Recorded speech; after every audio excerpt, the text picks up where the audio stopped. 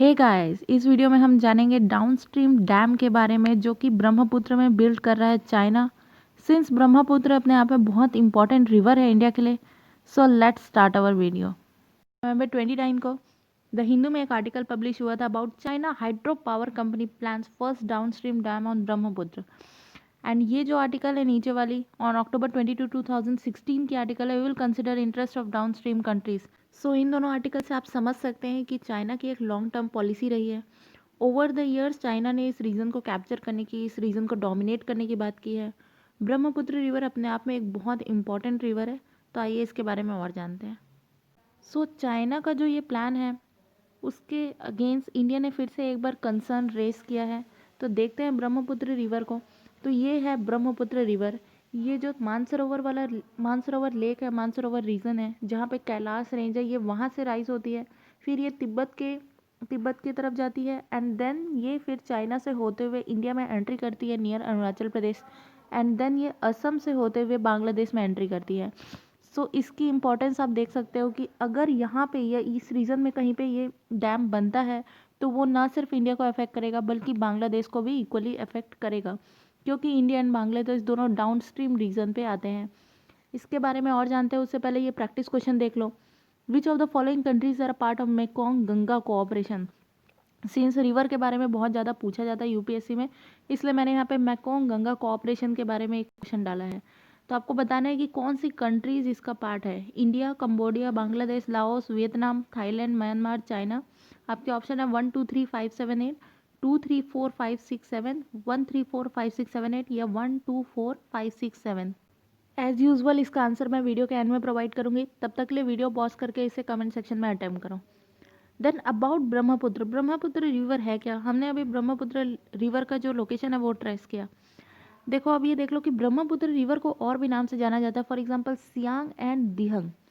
And ये rise होता है चेमा युंगडुंग ग्लेशियर जो कि चाइना में है, ये तिब्बत वाले रीजन में, Kailash range near the Mansarovar lake. So हमने अभी देखा कि इसकी एंट्री अरुणाचल प्रदेश से होती है। सो ये सदिया टाउन है जहाँ से इसकी एंट्री होती है। इसकी ट्रिब्यूटरीज क्या है।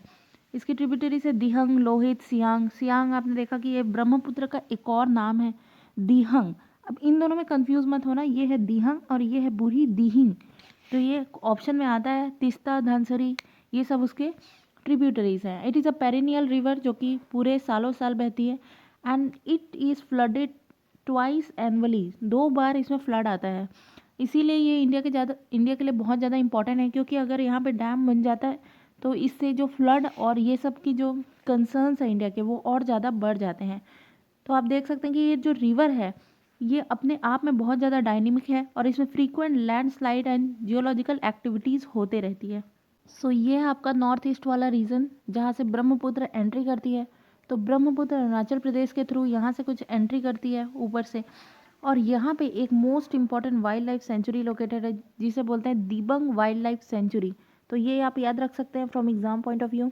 एंड असम में, यहाँ पे आप देख सकते हैं कि असम में एक वाइल्ड लाइफ सेंचुरी है जो कि बहुत फेमस है एंड वो अपने आप में बायोडाइवर्सिटी हॉटस्पॉट है जिसे कहते हैं Kaziranga wild life sanctuary. And ये जो ब्रह्मपुत्र रिवर है काजीरंगा वाइल्ड लाइफ सेंचुरी को 20 से 2 पार्ट में डिवाइड करती है। तो यहाँ पे आप इसकी लोकेशन देख सकते हैं। असम में various other wild life sanctuaries हैं, फॉर एग्जांपल सोनाई रूपाई wild life sanctuary and orang wild life sanctuary and various other wild life sanctuaries हैं, जो कि साक्तेंग वाइल्ड लाइफ सेंचुरी, ये भूटान की वाइल्ड लाइफ सेंचुरी है। सो ये सारी वाइल्ड लाइफ सेंचुरी, यहाँ के जो फ्लोरा एंड फना है, ये ब्रह्मपुत्र रिवर से बहुत ज़्यादा इफेक्ट होते हैं।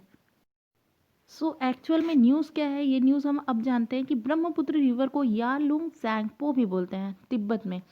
सो हमने देखा कि इसका जो राइज है वो तिब्बत से होता है एंड देन ये बॉर्डर्स क्रॉस करके अरुणाचल प्रदेश में एंट्री करता है। सो इस वाले जो एरिया है जहाँ पे ये इसकी बेंडिंग होती है, इसे चाइना के थ्रू बोला गया है द ग्रेट बैंड।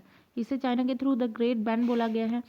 और यही चीज़ चाइना करने की कोशिश कर रहा है कि यहाँ पे जो द ग्रेट बैंड है वहाँ पे चाइना की एक कंपनी है पावर चाइना, जो कि यहाँ पे डैम बनाने की बात कर रही है।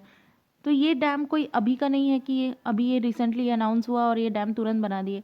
ये डैम काफ़ी लॉन्ग टाइम से अनाउंस हुआ जा रहा है, सिंस 2015 2013 इसे अनाउंस किया जा रहा है।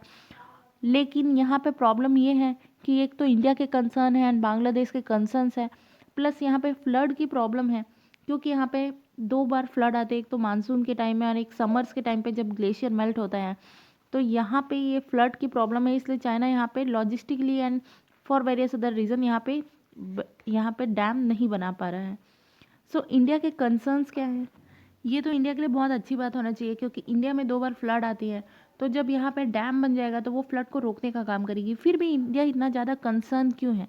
तो उसके पीछे ये सारे रीज़न है, ये सारे कंसर्न्स है।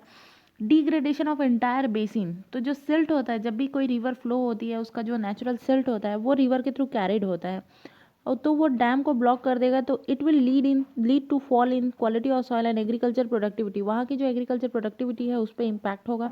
Threats to species along the Brahmaputra basin, तो ब्रह्मपुत्र बेसिन में बहुत सारे जो वाइल्ड लाइफ सेंचुरीज है, वहाँ पे फ्लोरा एंड फना है, ये अपने आप में बायोडाइवर्सिटी हॉटस्पॉट है, तो वहाँ की स्पीसीज के लिए ये थ्रेट प्रोड्यूस कर सकता है। लोकेशन ऑफ डैम, अब जो डैम का लोकेशन है वो इस रिस्क पोज करता है, बिकॉज यहाँ पे frequent landslide and flood already आते हैं।